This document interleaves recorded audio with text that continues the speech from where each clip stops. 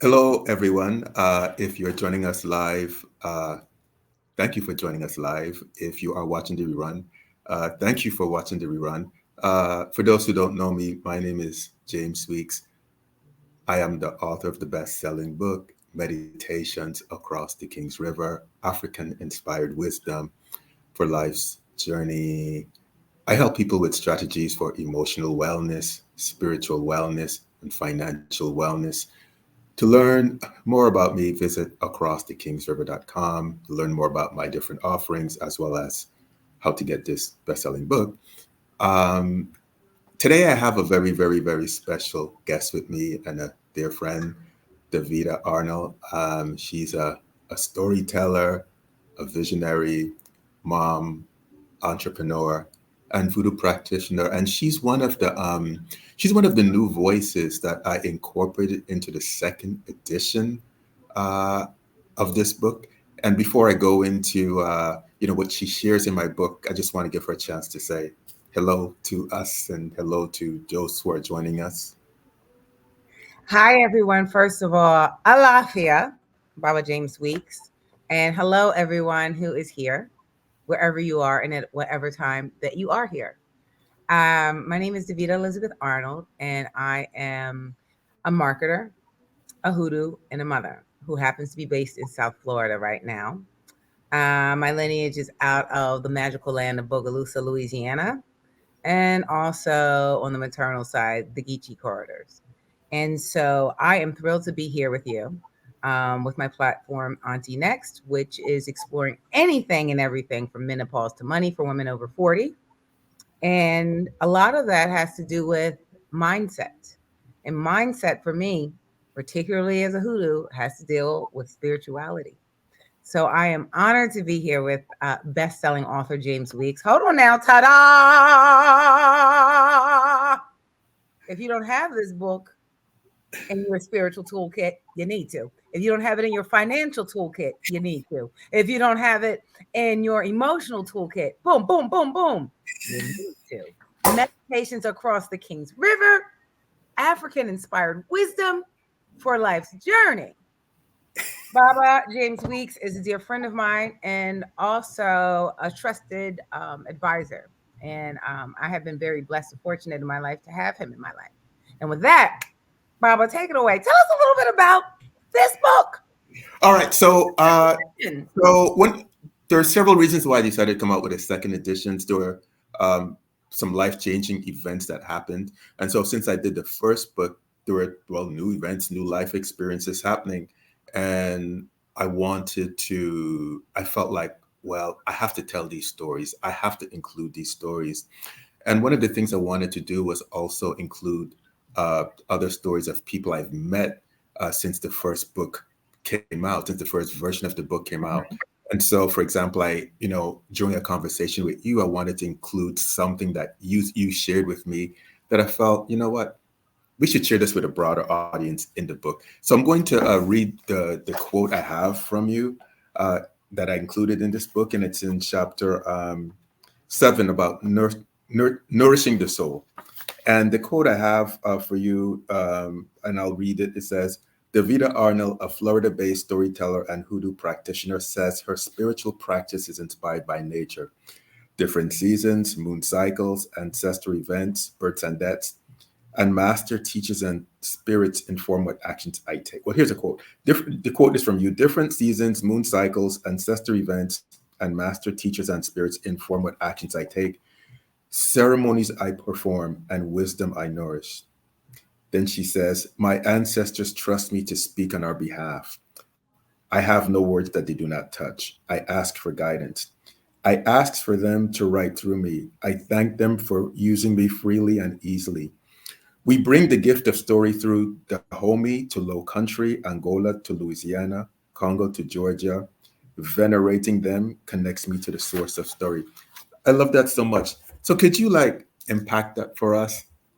The whole notion of ancestors, of you speaking on behalf of the ancestors. What is that like for you, and when did this journey begin?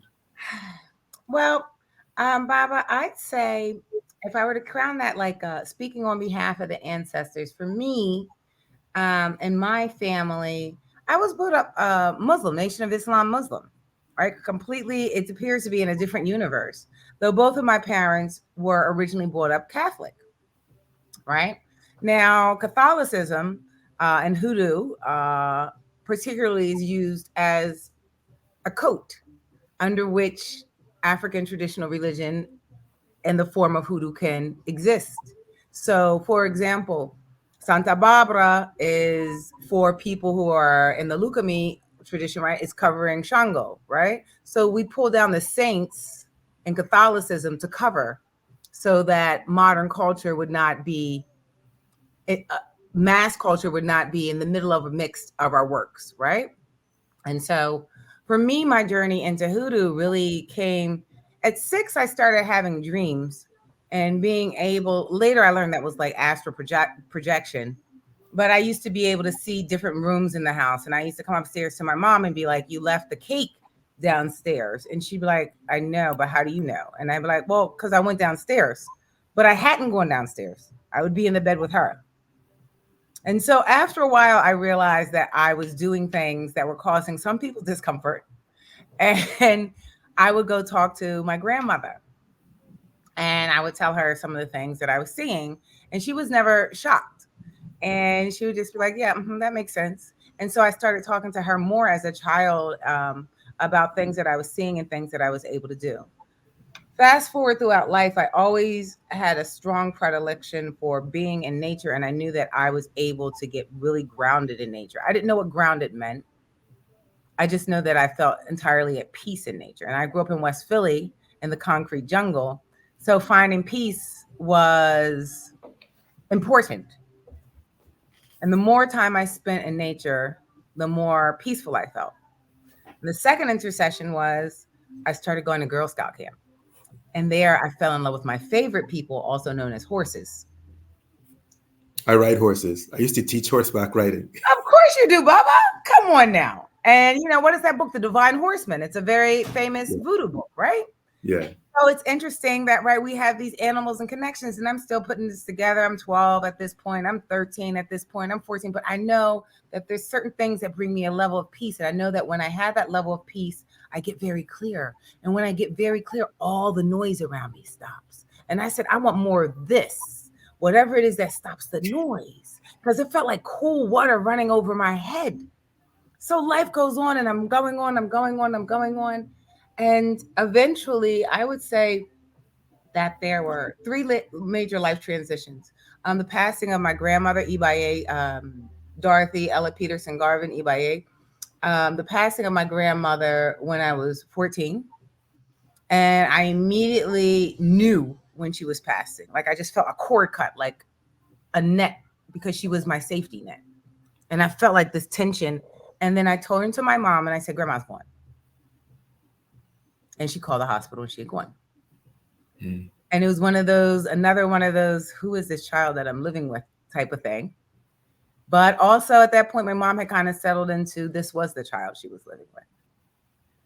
And that's interesting. Hi, Grandma. Mm-hmm. You see, she just showed up with those sparkles. Hi, Grandma. Yeah. I love you. And so with that, the second intercession was when my son Idan, who is now 24, when he was 2 years old, I was in South Africa, and I felt the same cut. And it turned out that he had fallen into the bottom of the pool. And I just charged out the house. I jumped over the table. I got in. I pulled him out. I did CPR. And I was like, it happened again. Like that thing where I'm able to feel where it's about to happen or something that's just happened. And I said, I got to start studying. What is this that's happening? Who am I? And I started reading different books. I knew that I was in love with Aesop's fables. I started falling in love with Brer Rabbit and the Rabbit Tales, which were all, right, fables from our people in the South, talking about the way that they cloaked wisdoms underneath fables, right? And then those Rabbit Tales, as we know, came from a lot of different stories that came off of the continent in different places, right? Because those stories were transferred when we talk about this journey of wisdom. And the third time was when I landed here in South Florida. And that's when the practice really amplified. Along the way, I'd been reading, around the way, I've been doing works. I had been um, in association with an Elay in Brooklyn um, for a period of time. And when I moved to South Florida, the day I landed, my auntie passed. And I felt the same thing. I got off the plane and I felt this, it was like this. And my cousin called me and said, Aunt Carolyn, who is her mother, Ibaye, passed. My whole point moving here was that I wanted to surprise my auntie and tell her I had bought the home. That was my whole thing. But when I got here, I never got to surprise her because she had passed. But I knew that there was a reason, and I knew that she was going to be with me, and I knew that I needed her power and I needed her strength. And I just started praying incessantly, incessantly, incessantly. And she has this phrase, Psalm Philippians 4:13. She said, "Whenever you need me, just use that one. Just use that one." And I was day and night, day and night, day and night. And a flock of birds just came to my house, and they sat on that fence for 7 days.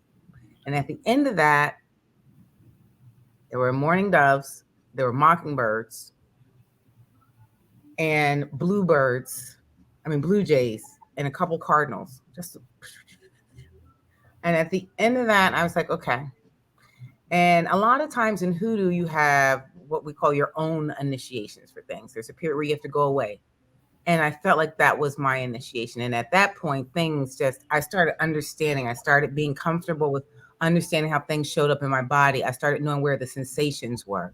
I started to know when I got a chill here, what that was about. I started to know when I felt cold, what that was about. I started to start trusting when I saw the first glimpse of something, what that was about. And then I started understanding more about how to work with nature. And I started doing a lot of my own works, making teas, making tinctures, going for walks at certain times a day, going to the ocean on certain days of the week. And those were all aligned with different moon cycles. So the more I started intensifying that practice, the more I could hear what they wanted me to do. And the more peace I had. And the more peace I had, the more grounding I had. And the more grounding I had, the happier I was. And I knew that they liked working with me when I was enjoyed, because nobody wants to work with a hothead. And I knew that being a hothead had been my past because of all of the growing up in West Philly, right? So there was a place of peace. And with that, that's how I started tracking for this path. Well, you know, there's so many things that you said that are so powerful to me. I mean, this whole idea of one, nature and what nature has done for you. The reason why I say that is because, most people know, like, intellectually, that a lot of our traditions come out of nature, but for a lot of people, it doesn't click, it doesn't connect to them that that's what they should be doing then. That we should be spending more time in nature or having more of an intimate, that's what we should be doing. Just last week, someone was asking me, a friend, a client was asking me, well, how could he have a deeper relationship with the Orishas? And I wanted to tell him, well, I'm going to tell him, well, are you spending time in nature? So we overlook the most basic, important things that could help us emotionally, spiritually, even financially. Because if we're not clear emotionally, we are not going to be clear financially, because we won't take the steps that we could take. And so I love what you're saying so much about peace and clarity and happiness. And peace and clarity and happiness, that's our birthright. And so what happens so often is we let people tell us that that's not so important. Oh, we don't peace. Oh, you don't need peace. Oh, happiness, that's Yeah. frivolous. Yeah. Joy. Oh, who need, it's like the very things that make this human experience important and worthwhile. Love, we've managed to allow people to talk us out of, and rest, getting rest. We Rest. rest, getting rest. We let the world, you know, rob us of even wanting these things, of finding them desirable. Hello, everybody who's joining us. Michelle, Tim from St. Croix, Virgin Islands, Hi, V. Tavi. I see you. Hello, hello, hello. And James. Hello, hello. Yeah, and so you talk about having the clarity with the happiness and which is key. Um, Before we went live, you were talking about something that I know is so important. You were talking about stillness, how to carving out time for ourselves. How do you do this in your own life? And how would you recommend? What would you recommend for others who are having struggle with this? Thank you so much, Baba, for asking me that question. So yeah, we were talking about stillness. Um, I would say that, and Baba, I'd love to hear your thoughts on this, but um, one of my favorite things when I think about my other auntie Marian Ibaye, I would call her. She lives in Nola, and I would talk to her every 2 weeks, and I would call her, and she would always say, "Davida, you behaving yourself, girl."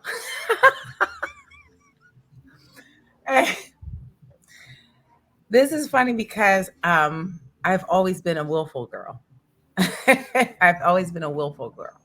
And I would say that in a society that tells us what to do, you must be willful and push back. And I say no to a lot of things. Absolutely not. Not Hmm. going to do it because I must go for my walk in the park. Absolutely not. Not going to do it because I must go to my garden. And the more I say that, the more I smile and laugh. So I feel like this being able to carve out time for stillness is the biggest rebellion you can possibly have in a culture that wants to keep you busy. So instead of going for this purported being a bad, tough person is about getting to the bag, how about being the baddest, toughest version of you is getting to your peace, is getting to your stillness, is getting to your rest? Guard that at all costs that are beneficial and in the light. How are you going to let society tell you you can't rest? How are you going to let society tell you that if God woke you up in your right mind, right heart, right body, on the right side of the earth, that you can't take a walk? What? I wish you would. So I want people to embrace that. And I say, there's a lot of conversations in this culture about your inner child. I like to tap into my inner teen. 15-year-old Davida was taking nothing from nobody. Hmm. And sometimes I'm like, come on, Dee Dee. That's what I call her, Dee Dee. When people are doing too much, I'm like, you do not want Dee Dee to come out because I will walk right out of this room right now and go for a walk. And so I think a lot of us have that inner teen that have let go dormant, that enjoys trying new things, that enjoys a new recipe, that enjoys making new friends. Hip hop, no new friends. What? What? You telling me out of all the beautiful people in the world, I'm not supposed to make new friends? That's corny. That's an absolutely horrific idea. So I feel like that ability to push back, I really implore people to tap into their inner teen, some of those things. That just literally like, nah, go for your walk. Look at how healthful you feel, how happy you feel. Was it going to be thrown away because someone said you couldn't? Come on now, y'all. We know better than that. So I feel like you gotta push back on those things. Yeah, absolutely. And so, on my own journey in my own life, so one of the things I I work on is finding what else I could say no to. Yeah, like finding as I look at the things in my life, just okay, what do I need to say no to so I could say yes to something else that has greater value or that will bring, as you said, greater peace of mind or that will help me advance even financially. So it's finding things I could just say, no, I'm not doing that, or that's not how I'm going to be spending my time.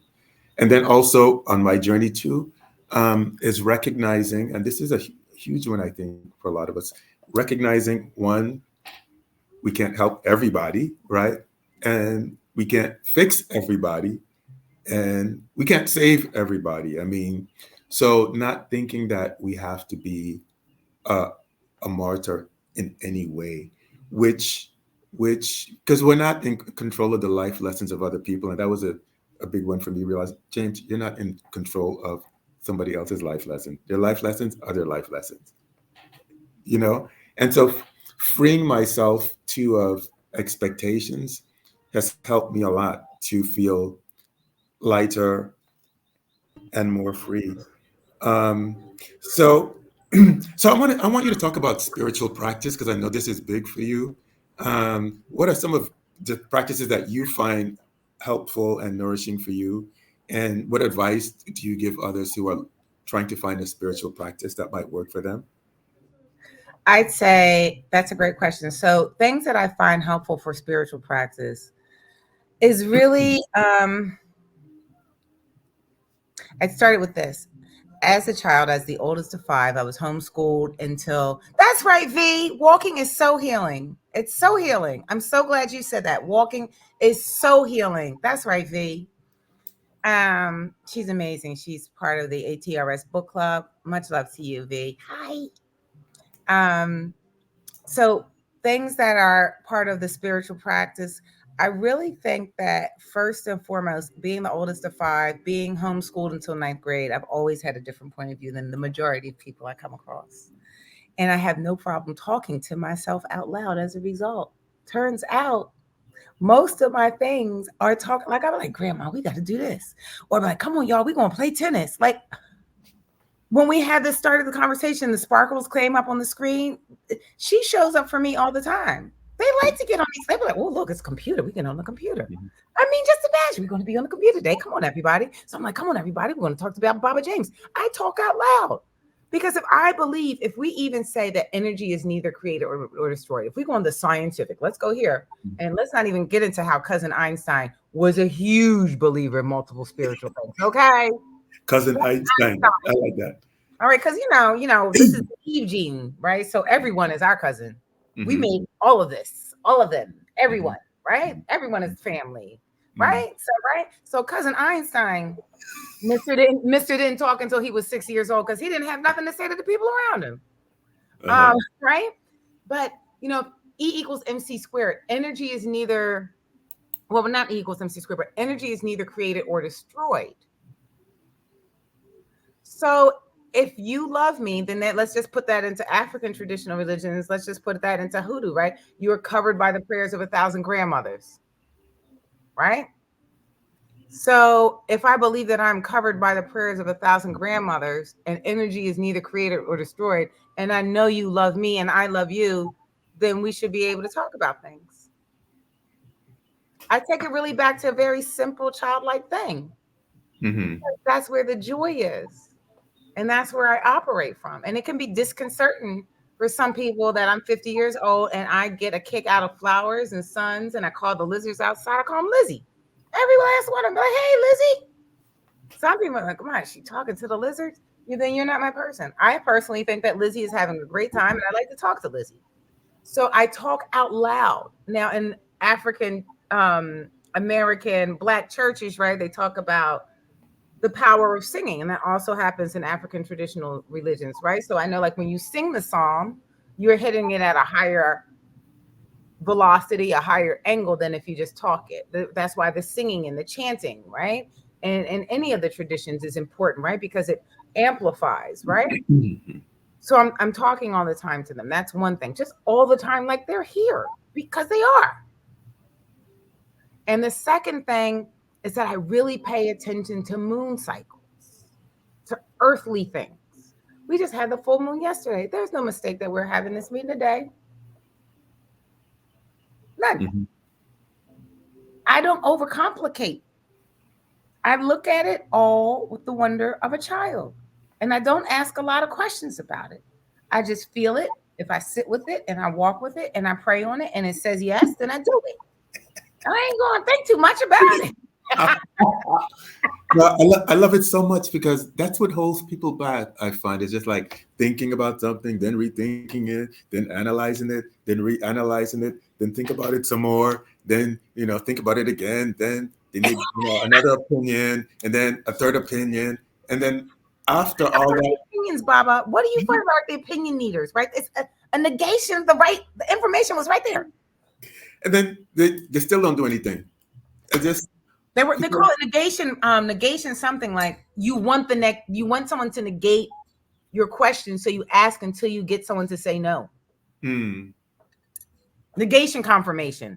That's that. Okay, never thought about it that way, but it's true. I mean, I think you're so right. If we could get to that state of, you know, and that's how I try to operate too. Is like I feel it. I commit. This is what I'm doing. What comes comes, but this is what I'm doing. I'm going in this direction without rethinking it and overthinking it. So that is so powerful. So you talk about being a hoodoo practitioner. A lot of people, are not familiar with that term, hoodoo. Um, could you, for those who are not aware, could you tell us about this heritage, Yeah, where it comes from, and how it influences you, and yeah, how it has helped our people? yes, for sure. So, I always say that kind of like, hoodoo, we always say like voodoo is big cousin or like is cousin and hoodoo is little cousin, right? Or just other cousin, right? So if we even look at like our these journeys, right? Haiti is here and Louisiana is here. So in other ways, we also say Haiti's big sister, Louisiana is little sister. So when we look at the journeys of people out of the African diaspora to the islands and to this country, um, in each place we took different things and interacted in different ways. By the time you got out of, say, for example, I did my African ancestry testing, and on the maternal side is Mandinka, surprise, and on the paternal side is surprise, according to what they have then. Okay, we'll just leave that there. That's a whole nother discussion. But Hoodoo is the amalgamation. It is basically the roux, right? And if you know anything about Louisiana food, roux is very simple, and you use it as the base for any major stew dish, jambalaya, gumbo that you're making. It is salt, it's water, it's meat, and flour and spices, right? Five things. And you mix those together in your own combination, and that serves as the base of the stock of whatever it is that you're making, whether it's a gumbo, a jambalaya, a crab, da da da. Hoodoo is basically the roux combining and pulling, because we pulled and had gone on so many journeys at that point. So we're pulling in some things from Catholicism to help cover for certain prayers and intercessions, because a lot of people in Louisiana were quote unquote Catholics, right? Then you're pulling in things from sometimes quote unquote indigenous Native American practices, because we had relationships, we had been in community with them. So we learned some things from them, protection.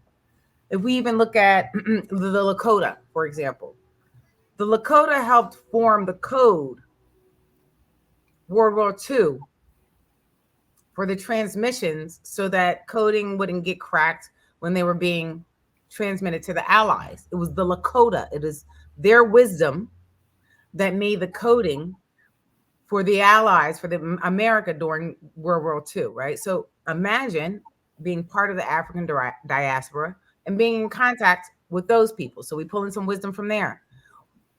The natural purposes of looking at what are the herbs that are available in our regions. The herbs that are going to be in Low Country and Gullah and Geechee Islands and Florida and Georgia and Tennessee are going to be different than the herbs that are going to be available in Barbados. So by the time you get to Low Country, by the time you get to Geechee Gullah, by the time you get to Louisiana, we're looking at the herbs, the plants, the fauna, the tools and the practices that we have brought over, transformed, mitigated, and transmuted because of where we are now. And we use those in different ways. So, say, for example, for protection, right? A very simple one. One of the things is, I did it last night. One of the simple things is cleaning your floors with cinnamon water, cinnamon and clove water. Now, that would be very different than it would be in Africa, in Benin. But here, where we were, those were things that were accessible. So we worked with those in order to do the work. So hoodoo is basically the roux and the stew that happens to be in this part of the world. and we use what we have, and it transmutes and it transforms, just like language. It moves, it's very fluid. There is not a lot of time a high priest or someone who chants you in. A lot of times we have to do our own types of initiations. If you look at the story of Hoodoo, there's a very famous woman, I forget her name right now. She sat in a room for 7 days with candles, and then she came out, she's like, I'm done. Zora Neale Hurston, for example, right, is another example, right?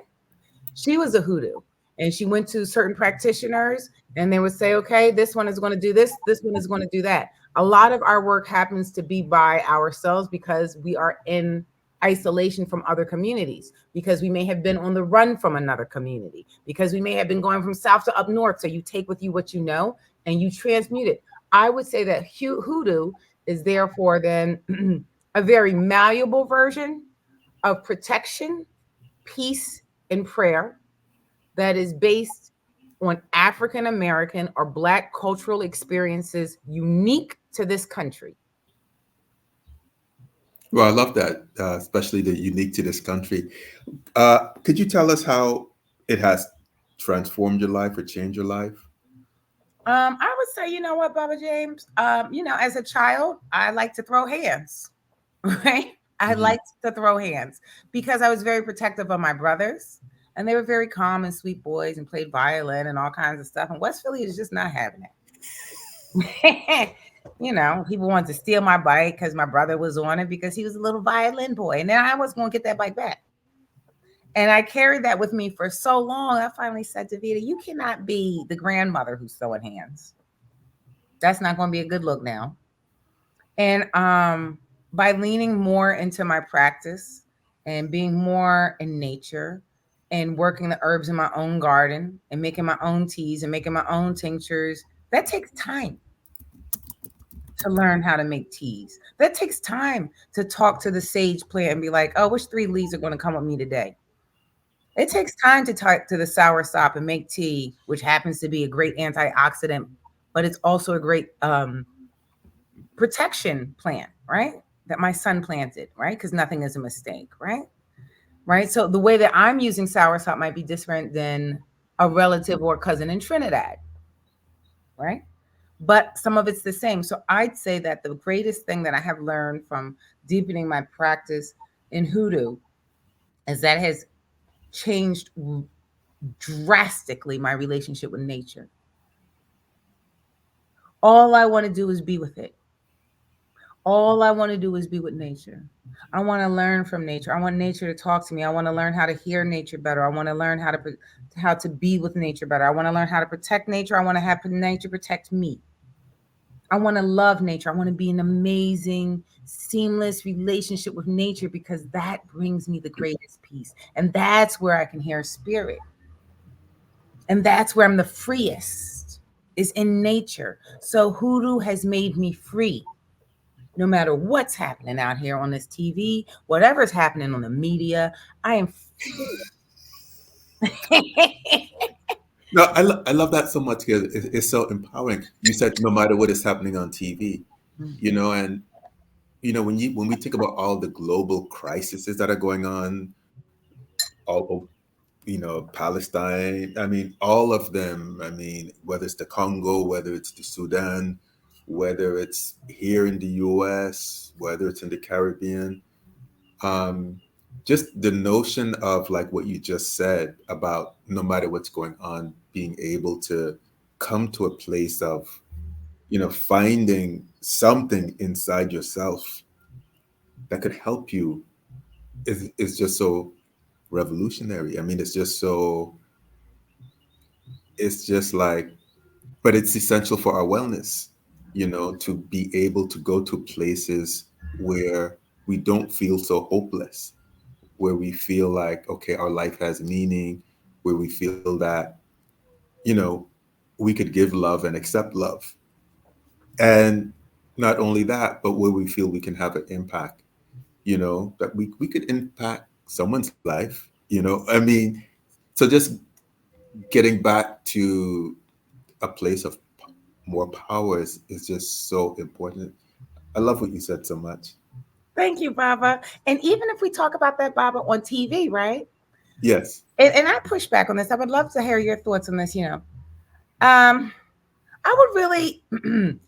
There is a lot of chatter, content, media, and consumption Right. around black bodies and trauma. Everyone's talking about, oh boy, the trauma in your genes and the trauma and the trauma, and here I am rolling in my trauma.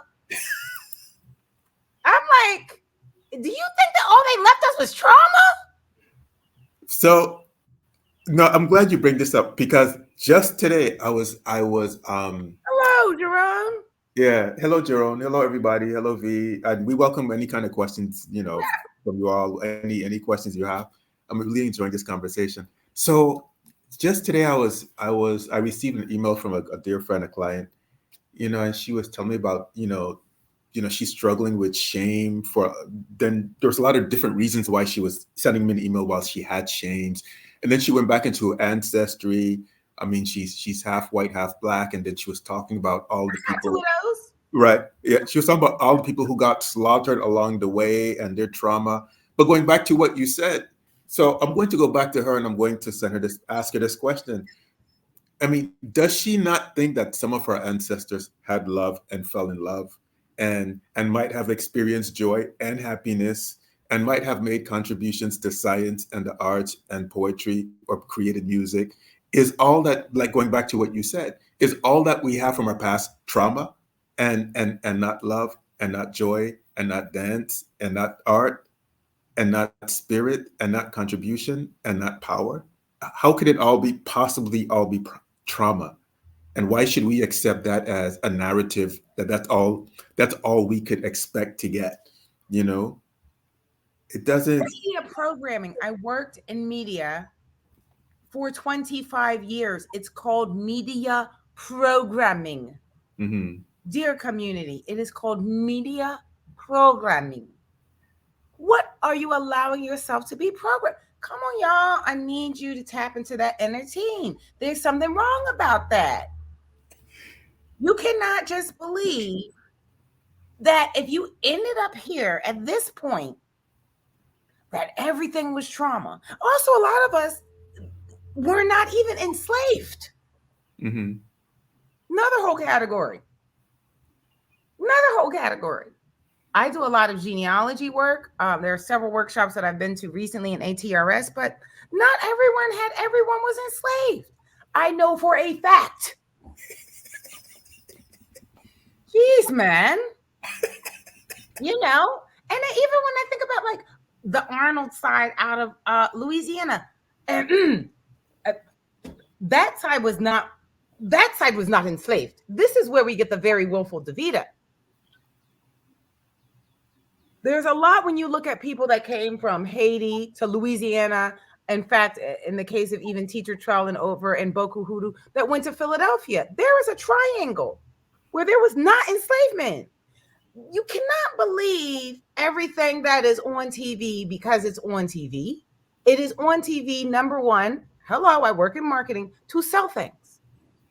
How does marketing work? It's fixing a fake problem 9 times out of 10. When it's going good, it's fixing a real issue. But when it's going global, a lot of times, not always, because we're going global right now and we're going global good. But a lot of times, it's to sell solutions to things that don't even have issues. Body image, buy this, you'll feel better. Sadness, buy that, you'll feel better. Anger, buy this, you'll feel better. Hands too big, buy these gloves that make them look small. What? I mean, who decided my hands were too big? What? So they sell these things that program people to believe that they have issues. When a large part around shame, and I would say this, is false. If you really believe that you are in God's image, and in that Japanese way, the cracks are where the lights come in, then perhaps embracing and sharing your journey around the cracks and the light that has been let in is your freedom. Because if you carry the shame, You will never ever let your own light in. And then you'll have to buy something to fix something that was never a problem in the first place, which means that it won't be fixed and you'll just be in a spinning cycle of buying things. Welcome to marketing. Come back for my TED Talk next week. Right. And the other thing, if you know, if no one can get in, well then how could we get out? And when I say that, what I mean is that if we could never be vulnerable enough to give ourselves the chance to experience love, how could we get out? How could we be free? You know, so I like to say that, well, if no one can get in, well, how are we going to get out? How could we be our best selves if we become so closed off to everything, and we're so fearful, so insecure, we can't be ourselves, what if someone tries to get us, all of this thing. Well, how are we supposed to evolve or ascend? I'm going to respond to V is asking me a question. I want to respond to a question, then I want to ask you some other questions, Davida. So V is asking me what led me to Ifa. So V, I talk about this extensively in both versions of my book, Meditations Across the King's River. It was a journey, it was a crisis with my son many years ago, back in 2002, that led me down this path. And, my son was going through a rough time. And when I went to see a diviner from Nigeria, a healer, a Babalawo, said, "Oh, but James, this is what you're supposed to be doing." And then I began to look at my son as a messenger, right? And so that's what led me to this. But beyond that, it's just the call of my ancestors. I feel that people who are called to these traditions are being led by ancestors, and it has to do with healing. It has to do with it, it's a mission from the ancestors to help more of us find healing and purpose, and to empower others, and to alleviate, the pain of others, or as Davida would phrase it too, finding ways to bring more joy. I mean, come on, into the world. And so I like to provide inspiration because inspiration is so needed. And lately I've been thinking, I've used this term like I'm I'm going to be a disciple of inspiration and intuition. So I believe we all should be disciples of inspiration and intuition. And while we're at it, a disciple of more love and joy into our lives too. Um, so David, I want to ask you this question. So before we got live, you were talking about, we talked so far about nature, the Hoodoo tradition, storytelling. You were talking about technology and um, AI. AI. How do you feel? So AI is new to all of us, right? So how do you feel AI can help us? I mean, there's these fears about AI. How do you think AI could help us in our practice, on our journey to, in whatever way? Thanks for that question, Barbara. So, as we sit here on Ogun's internets, as we sit here on Ogun's computer, right? So for people who are aware, right, Ogun is the Orisha of many things, including technology, iron, and war. As we sit here, I know people like to say Beyonce's internets, but I like to say Ogun's internets. So as we sit here on that, we have to look at what could be. Imagine y'all, your grandmother. Let's not even do great great grandma. Imagine your grandmother wanting to tell a story about her life with this tool when she was 16. What could she have left us? What more would we know about her? What more would we have known about her mother? What more would we have known about her? Right. And so, again, culture wants to wrap everything in fear. And I always like to just say no to culture first. I'm going to think about what would my grandma, Ibaye, what would she have done with this? I bet you there'd be a library because she's the one who instilled in me my love of writing and reading because that's what she wanted to be. But because life was what it was, she was a housekeeper. Then she was a police officer. Then she was a notary and sometimes a housekeeper again, right? Because that's what life was then. But she instilled in me the love of writing and reading. So when I think about I think there are three things to think about. The initial level of fear, let's just take it off first. And now think about, what would your grandmother have done if she had AI? Man, that photo album would have been lit. What? It would have been lit. There would have been, you know how like some people, there would have been whole plays done for the children when they came over. Right? Thank you. Of its creators and users. So again, thank you. Where do you want to use it? How do you want to use it? In a way that's going to help prosper, progress, and protect all the mediums in the light present and your lineage. How are you going to do it? Let's not hear how they going to do it. Let's not even give them they no room. How are you going to use it? Focus on that. Minding your business is going to be taking you a long time. Because your business is your work. How about that? Oh my goodness. Everyone crying and weeping and crying. You're just giving fear. Why all the weeping and crying all the time? Just always the weeping and the crying. This is so ridiculous. Foolishness, right? So dramatic. So think about how you want to use it. What do you want to do with it? Then do that and become a master in your lane for creating your things with AI.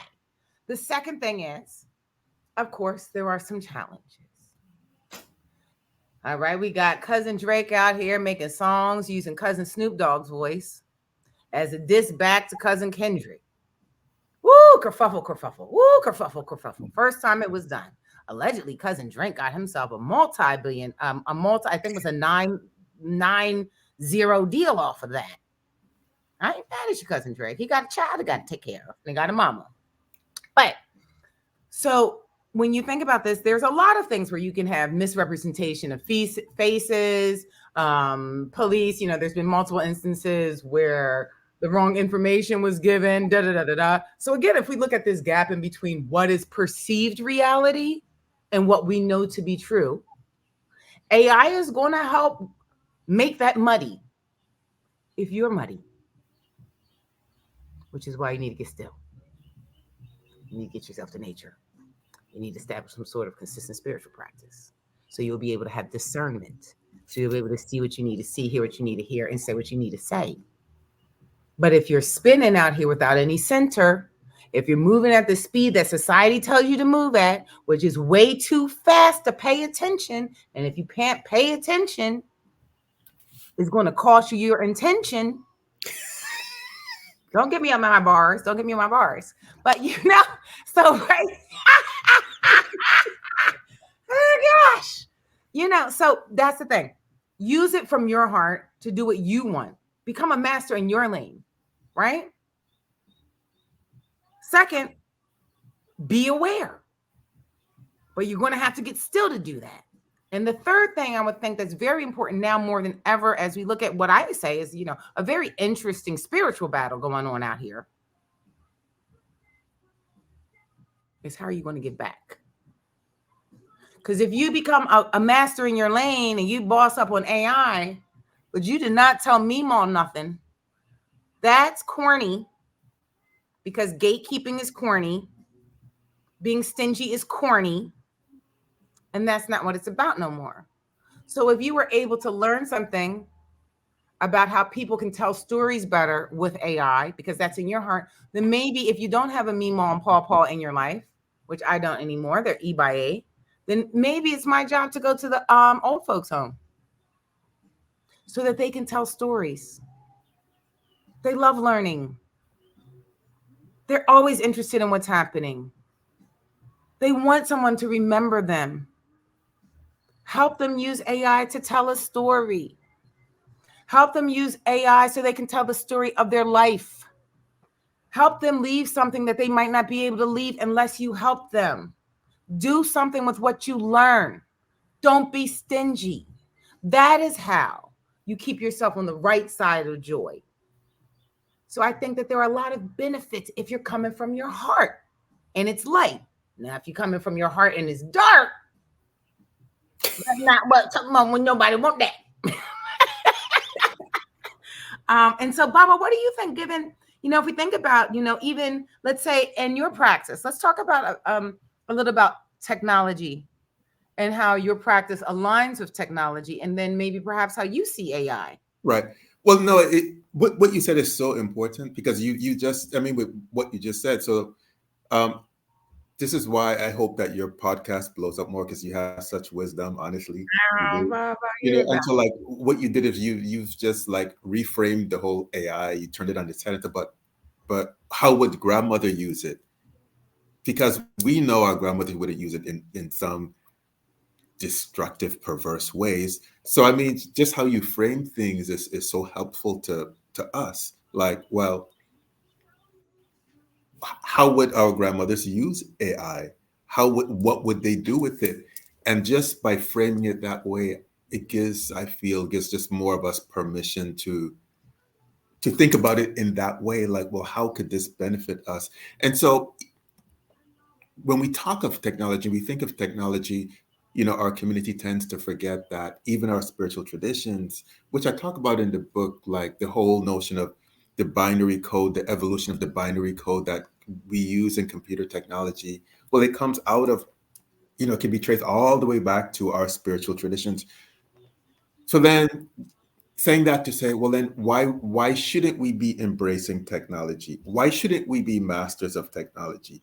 Why shouldn't we be, you know, encouraging technology to improve our lives and to make our our world better? And that's the challenge for us is, like as you said, using it for our healing, our benefit, the upliftment. So that's so powerful. And I mean, yeah, so you've definitely motivated me to want to go deeper into it. But it's crucial, or else we get left behind, and that's what happens. That's why I started my nonprofit foundation, the Across the Kings River Foundation, to encourage people to promote science, technology, engineering, math, as well as financial literacy. So we're almost at the hour mark. Davida, I know you have. How could people learn more about what you're up to, podcast, things that you're doing? Where can they go to hear more of your voice and how you see the world and how you can help empower them?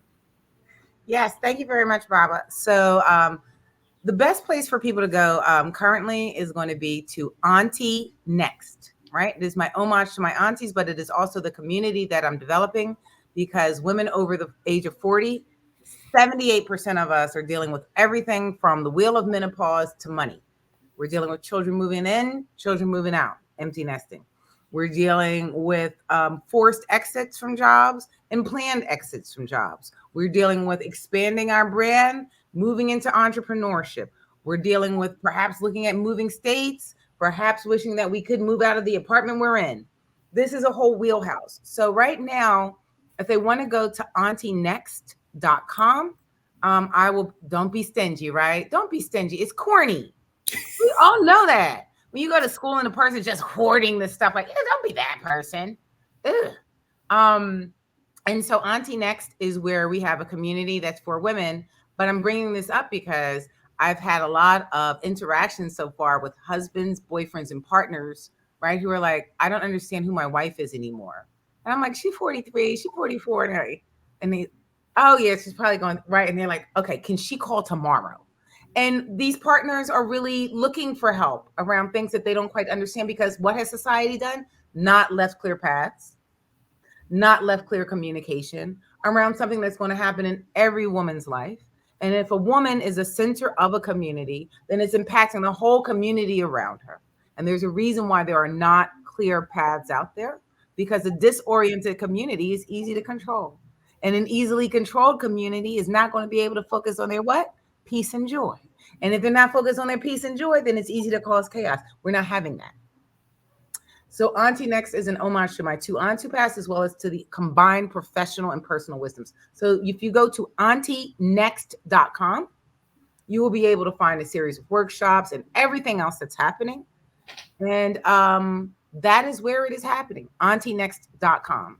I also have my marketing and media agency, Davida Media, but you will end up seeing that if you go to auntie.next.com. So I suggest everyone go there, auntie.next.com. The socials are listed there. They're the same across the board. We have a series of workshops. We have all kinds of things happening. This is happening on Auntie Next. Jerome, you are my friend. You are my good friend. Okay, Jerome. Okay, Jerome. Thank you. But that's where, right? I'm interviewing with you on this because I want the women in my community and the people who love them in their community to know about the fact that this book, I'm going to be very serious, y'all, not only redirected my life, but when I got this book at that point, the first edition, it was a large part of saving me from doing some things that would have been personally very challenging and moving me towards a path of more light. So, Baba, I am always in gratitude, in joy, and just inspired. And I know that favor is my face and blessing is my back and joy is my way and grace my home. Because when I see you and talk with you, favor is your face, blessing is your back, joy is your way, and grace is your home. And there is no mistake that we were brought together in this life. And there's no mistake that you made this book and that it went into a second edition and that it is a bestseller. Hold on now. Shoot. I put something up on my website. So that's where you go, guys. AuntieNext.com. That's where everything's going to be happening. When we have interviews with wonderful people like Baba James Weeks and all kinds of other people. So this is where it's going to be happening. And that is my life project. Kind of like this book is his anchor for a lot of things. Auntie Next is my anchor because my aunties gave me the grace to meet Baba James and to be able to sit here and talk to him years later. Well, thank you so much. We're almost at the hour mark. You've been a fantastic guest host. You know, this is the first time I laughed so much in I'm since so I've happy been. that I'm doing my job. As long as No, people it's the have first great. time I just laughed so much. It's just entertaining, you know. But I just love the way you frame things and express things and view things. Um, and also for those who are just joining, you know, if you don't have, again, you could, to learn more about me, you could visit acrossthekingsriver.com. If you don't have the second edition of my book, you could go to my website and order it. We would definitely love your support. A lot of wonderful new stories in there. And your support helps us to continue doing these stories and bringing more work like this into the world. And thank you for being a fan of the page. Appreciate all of you. We're wishing you a good day and thank you for joining us. Please share the link to this with people that you love. Thank you so much. Yes. Thank you. I do play.